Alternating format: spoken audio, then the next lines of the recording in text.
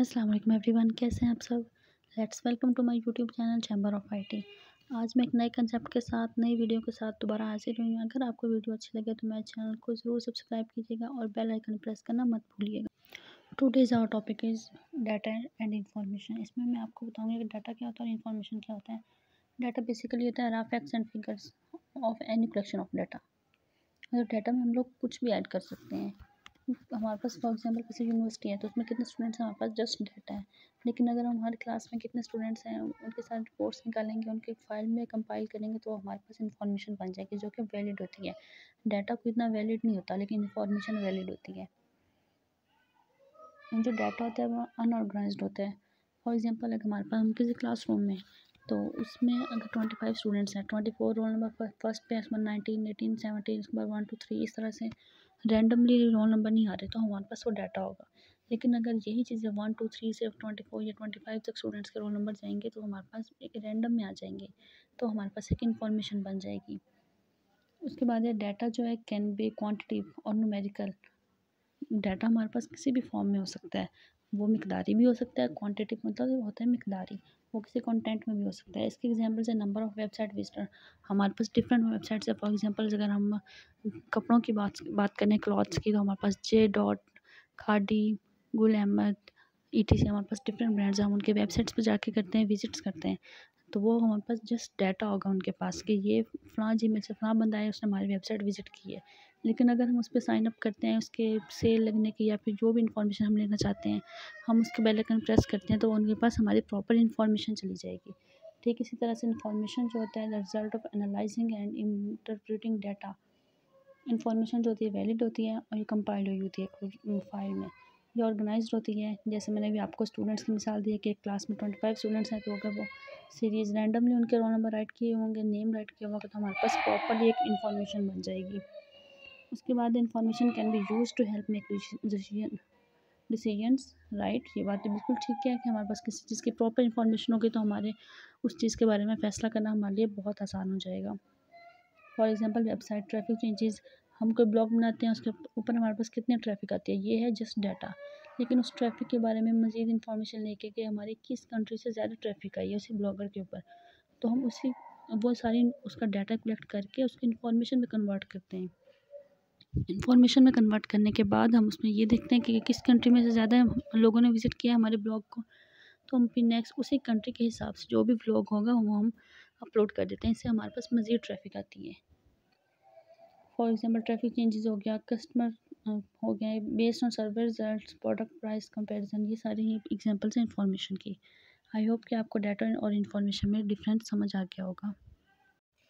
हमारा next question है what is computer, discuss the primary components of a computer system.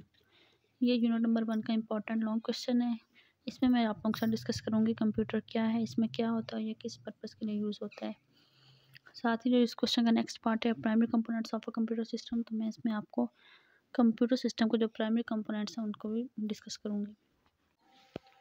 तो हमारा question है what is computer. A computer is a machine that can be programmed to accept data, process data into useful information and store it for later use. Computer एक machine होती है जो इसमें हम लोग कोई भी डाटा अपना पुट करते हैं तो हमारा जो भी चीज़ हम लोग कंप्यूटर को देते हैं वो हमारी इनपुट कहलाता है। और कुछ अगर हम कंप्यूटर से लेते हैं, लाइक उसको हम लोग कोई भी टास्क देते हैं, हमें परफॉर्म करके देते हैं टास्क, तो हम उसको अपने आउटपुट कहते हैं। कंप्यूटर में हम जब भी कोई डाटा एंटर करते हैं तो कंप्यूटर उस डाटा को फर्स्ट ऑफ ऑल प्रोसेस करता है, उसके बाद उसको हमारे लिए एक यूज़फुल इंफॉर्मेशन बनाता है, उसको स्टोर करता है ताकि हम लोग बाद में भी इसे यूज़ कर सकें। सिंपल वर्ड्स में ये कंप्यूटर का डेफिनेशन है। A computer consist of hardware and software. The machine is known as a hardware. The program are called software. जो भी हमें मशीनरी आउटसाइड पे जो जिन चीज़ों को हम टच कर सकते हैं हार्डवेयर होते हैं, और जो प्रोग्राम जो कंप्यूटर में इंस्टॉल होते हैं वो सॉफ्टवेयर होते हैं। लास्ट वीडियो में मैंने अपने हार्डवेयर और सॉफ्टवेयर का कंसेप्ट क्लियर किया था। अगर आपने मेरी वो वाली वीडियो नहीं देखी तो अभी आप जाके देख सकते हैं। The processing of input and output is directed by software but performed by the hardware. वो सॉफ्टवेयर में परफॉर्म होती है लेकिन हमें हार्डवेयर की फॉर्म में नज़र आ रही होती है। देखिए तो स्क्रीन पे आपको इन्फॉर्मेशन शो हो रही है या फिर जो भी आपको ये स्लाइड शो हो रही है उसमें ये लिखा हुआ है a computer is an electronic device that helps people perform different task. जो कि हमारी हेल्प करती है डिफरेंट पीपल्स की, जो कि घंटों का होना चंद सेकंड्स में हो जाता है, मिनट्स में हो जाता है। कंप्यूटर हमारी इस चीज़ में बहुत हेल्प करता है। और computer allows us to write letters, create pictures and calculation. Computer पे हम लोग इजीली अपनी कैलकुलेशन भी कर सकते हैं, उस पर हम पिक्चर्स भी क्लिक कर सकते हैं, वीडियो कॉल्स, वीडियो गेम्स खेल सकते हैं। आजकल एक चीज़ ऑनलाइन अर्निंग का आ रही है, तो ऑनलाइन अर्निंग के हवाले से ये क्या, उसके लिए भी कंप्यूटर या लैपटॉप का होना मस्ट है। जो प्रॉपर तौर पे ऑनलाइन अर्निंग होती है वो भी हम कंप्यूटर पर इजीली कर सकते हैं। तो इस हवाले से कंप्यूटर हमारा बहुत बेनिफिशियल है। इनफैक्ट आजकल ये सबकी ज़रूरत बन गया है। नए जदीद दौर में आईटी का दौर आ रहा है, हर जगह पे रोबोट्स हैं, तो ये क्या कंप्यूटर की एक मॉडर्न फॉर्म है। हर जगह कंप्यूटर यूज़ हो रहा है। कंप्यूटर अपने डिफरेंट टाइप के टास्क परफॉर्म करने के लिए डिफरेंट कंपोनेंट्स रिक्वायर करते हैं। उनको हम कहते हैं primary components. There are 4 types of primary component: input devices, processing devices, output devices and storage device. सबसे पहले हम एक्सप्लेन करेंगे कि इनपुट डिवाइसेस क्या होती हैं। The data that is given to the computer is called input. Input devices are used to input data and instructions into the computer.